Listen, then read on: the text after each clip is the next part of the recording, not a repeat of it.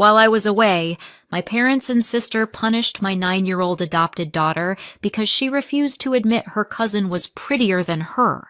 They told her she wouldn't get dinner until she apologized to her cousin. I didn't cry. I took action. 5 hours later, they regretted everything. I should have known better. It was only 3 days, a short work trip.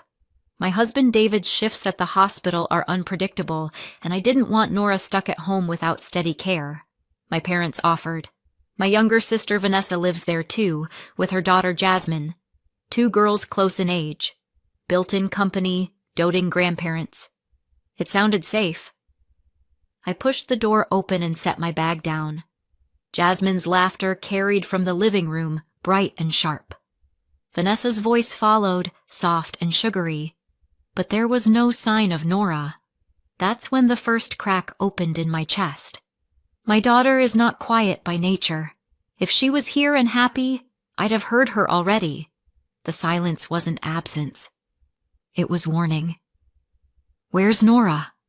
I asked. My mother came from the kitchen, drying her hands on a towel.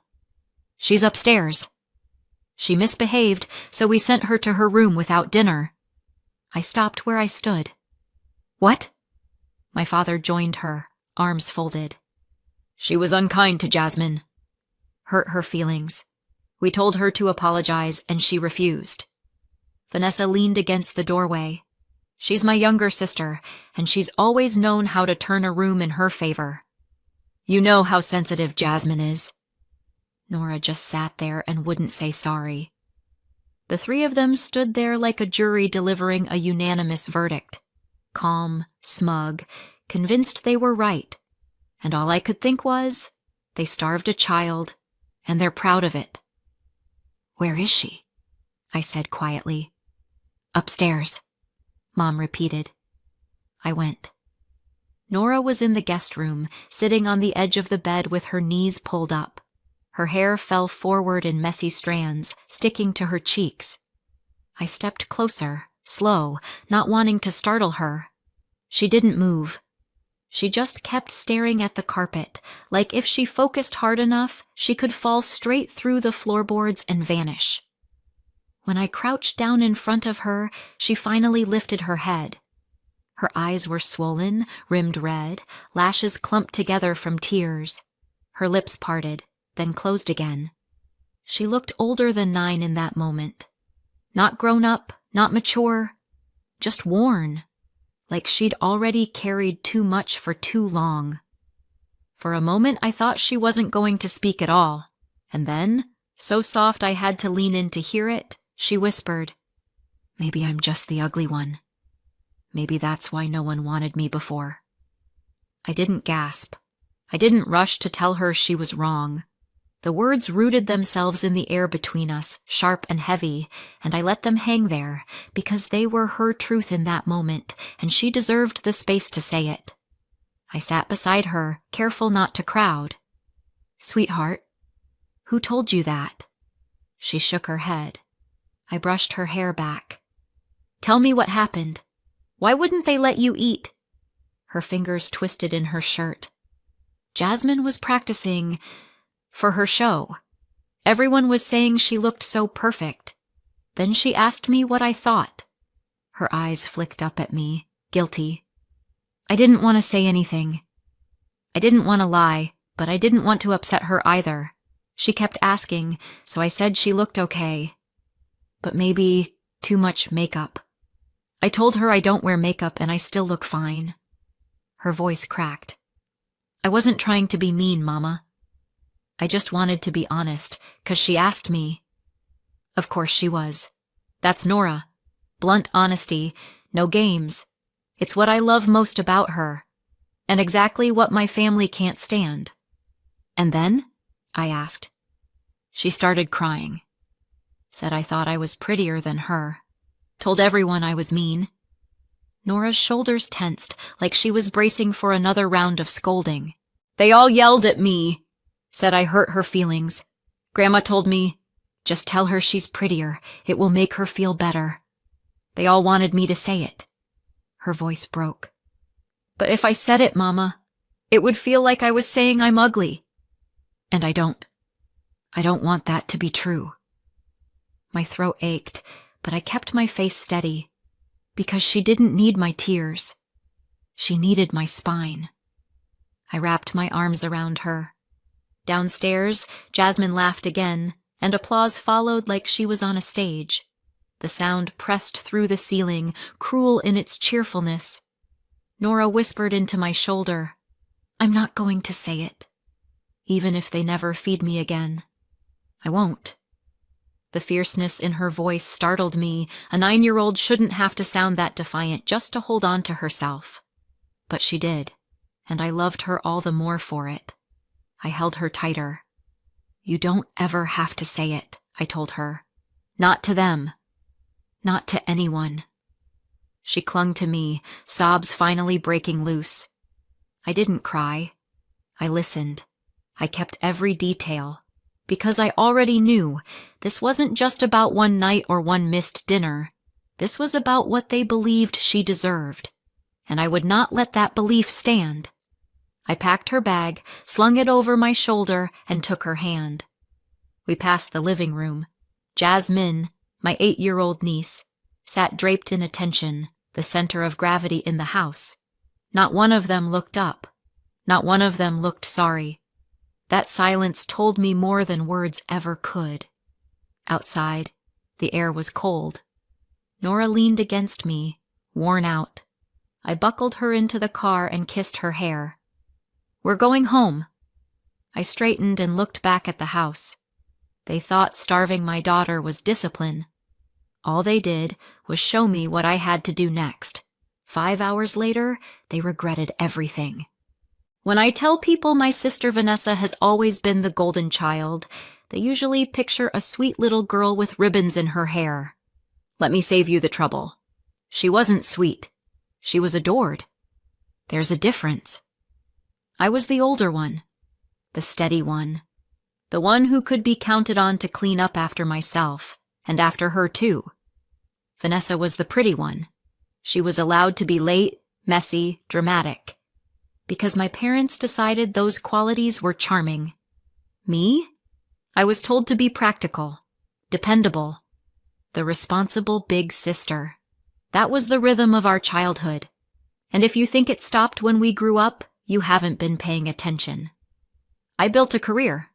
I married David, a doctor who lives on black coffee and 12-hour shifts. Our life was stable, predictable, sometimes exhausting, but ours. Vanessa?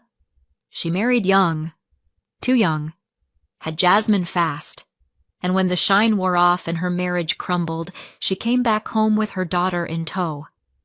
Of course my parents rushed in to rescue her. Poor Vanessa. Poor Jasmine.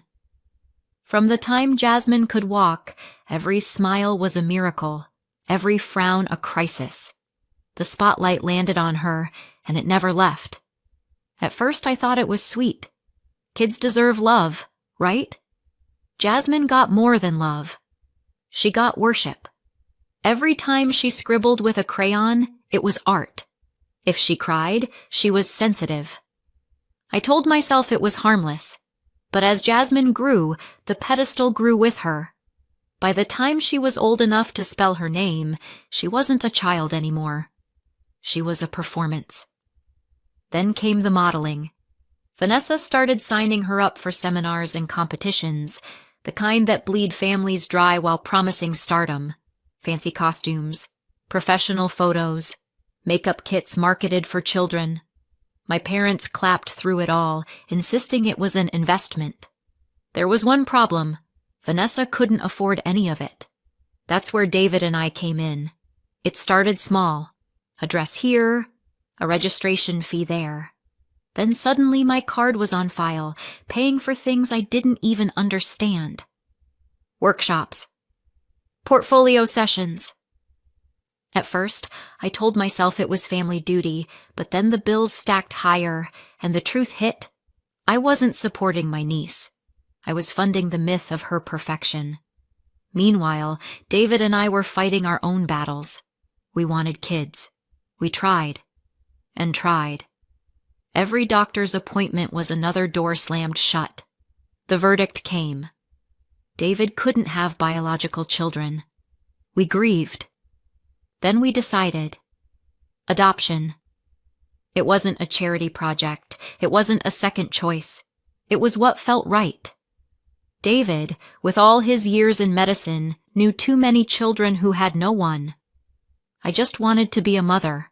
The paperwork, the waiting, the interviews. It was grueling. And then there was Nora. She was 7 when we met her. Not a bouncing, eager little girl. She was careful, quiet, watching us the way you watch strangers who might disappear at any second. And I understood why.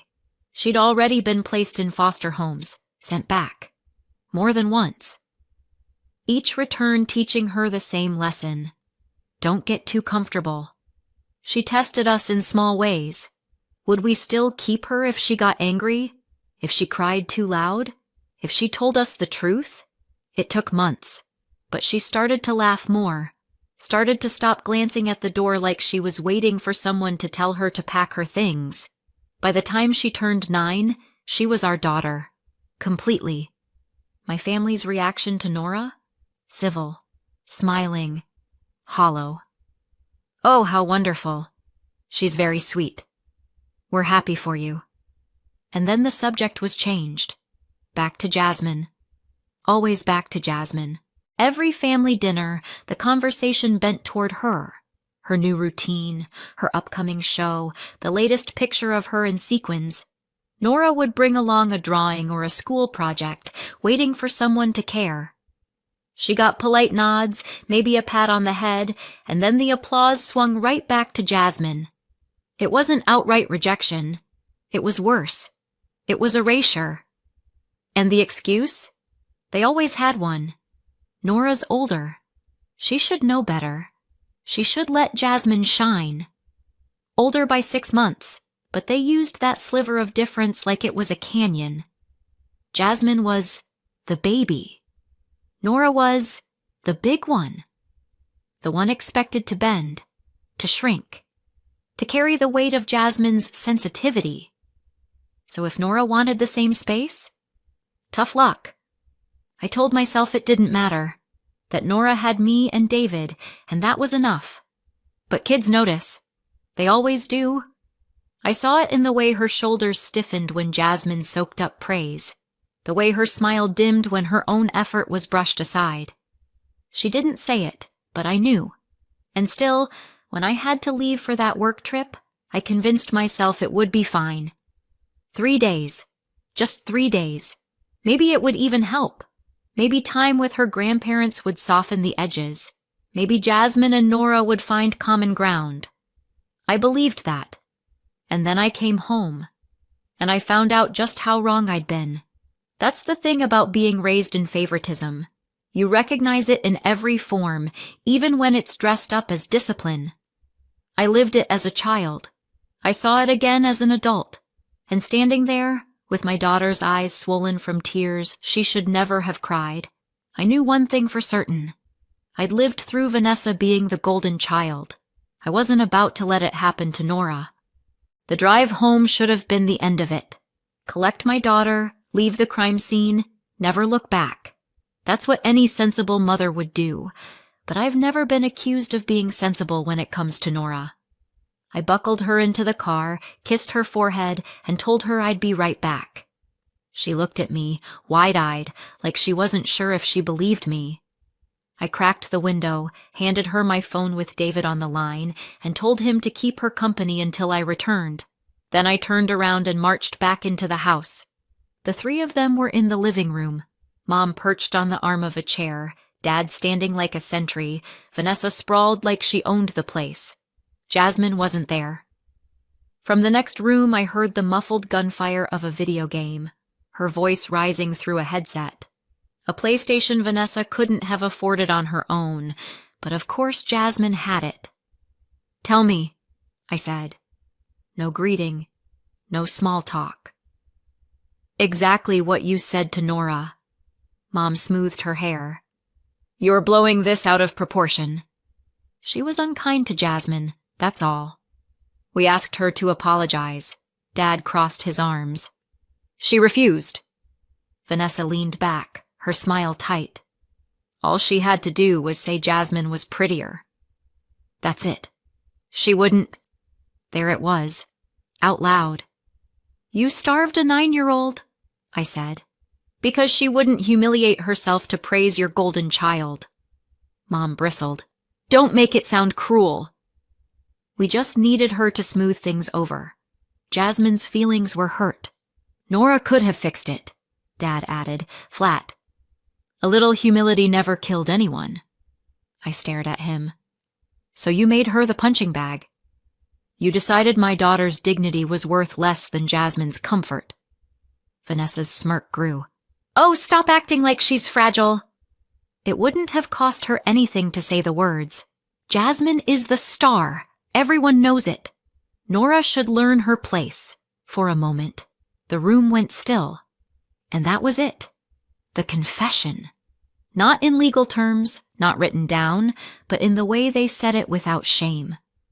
I let the silence stretch until it turned heavy. Then I smiled, thin and sharp.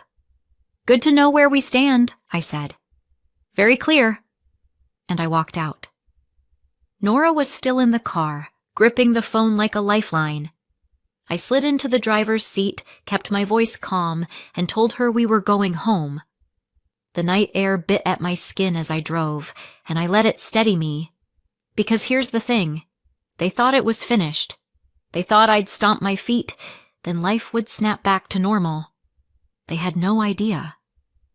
At home, I tucked Nora into bed. She curled around her rabbit and drifted off, her breath uneven from the crying. I stayed until she settled, then went to the kitchen table. That was the moment I drew the line. They wouldn't have her again. Not her laughter, not her trust, not even the smallest piece of her. And they wouldn't have me either. So I opened my laptop and began cutting. The monthly charges, the subscriptions, the automatic renewals for costumes and classes. A few clicks, and every pipeline of money feeding Jasmine's little empire dried up. Then I made a phone call, the kind you can't undo. I set the phone down and knew one thing. Before the night was over, they'd feel it. 5 hours later, the first cracks began to show. 5 hours later, I was dead asleep when the phone started buzzing on the nightstand. I groaned, reached for it, half expecting David's hospital calling. Nope. Vanessa. Of course, I answered, still groggy. What? She didn't waste time. Her words came out in a rush. I just got an email. The card's gone. It says Jasmine's spot is on hold until I fix it. What the hell did you do? I rubbed my face. I stopped paying. You what? I shouldn't have been paying in the first place, I said, sharper now. I'm not funding something that humiliates my daughter. She made this strangled sound, somewhere between a sob and a scream. You can't just pull out. She needs this. Then find another way, I cut in. Because you won't do it with my money. She slammed the call down. I lay back on the pillow, staring at the ceiling. The sun wasn't even properly up yet, and already the circus had rolled into town.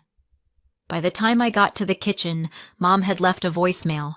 Sweet tone, fake calm, words laced with panic. You're punishing Jasmine for our mistake. Don't destroy her future. Think of your niece. Delete. Then a text pinged. We'll talk later. Please reconsider. I typed back. If her future depends on Nora shrinking, it's not a future worth building. Sent done. The quiet didn't last. By midday, the phone rang again. Vanessa. This time her voice was shaking. They dropped her. The modeling show. She's out. They said the recommendation was withdrawn. Somebody called them. Was it you? I didn't give her anything. Just silence. Because yes, it had been me. One call. The same call that had opened the door for Jasmine in the first place. I'd vouched for her. I'd put my name on it. That's why she got in. And last night, I took it back. Her place vanished with one conversation. They thought her career was built on talent. The truth? It was built on me. And when I stepped away, the whole thing collapsed. You'd think that would stop them. Losing the show should have been the end. It wasn't. The next day, the doorbell rang. I opened it to see Mom, stiff with outrage, and Vanessa, practically vibrating with anger. "You've ruined her!" Mom shouted before I could even say hello. "You're jealous!" Vanessa hissed. I laughed. Couldn't help it. Dry, bitter. Jealous? Of what? Watching my daughter starve while you crown Jasmine the family's little goddess? Mom's eyes flashed. "You're destroying Jasmine just to make Nora look better." That was it. I opened the door wider, leaned against the frame, and looked them square in the face. "This isn't about Jasmine," I said. "It's about Nora. She deserves to be safe. She deserves respect. She deserves love. If you can't give her that, then you don't get to see her. Period." Vanessa's face went scarlet. "You can't cut us off. She's our niece." "She's my daughter," I shot back. "And she's not your punching bag." For a second, none of us spoke. Then David stepped up behind me, his voice steady. "You heard her." "Out." They froze, fuming. Then Mom grabbed Vanessa's arm and dragged her back down the steps, muttering about betrayal and family. I shut the door, locked it. My hands were steady, but inside I could feel the adrenaline buzzing like static. That night, after Nora was asleep, I sat down with a coffee and let myself breathe.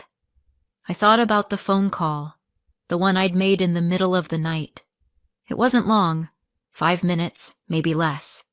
But it was everything. I'd vouched for Jasmine once. I'd opened that door for her. And now, I'd closed it. With one call, her pedestal cracked. If they felt punished, it wasn't because I'd been cruel. It was because they built their empire on me and assumed I'd never walk away. I thought back to Nora's whisper. Maybe I'm just the ugly one.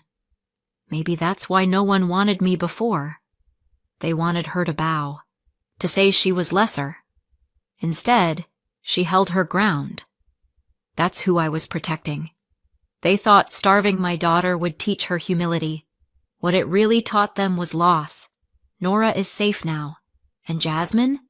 Maybe, for the first time in her life, she'll have to learn that love isn't the same as being told you're the prettiest. It's been a couple of years since that night. Nora's 11 now, and she's thriving. She's confident, louder, free in ways I never was at her age.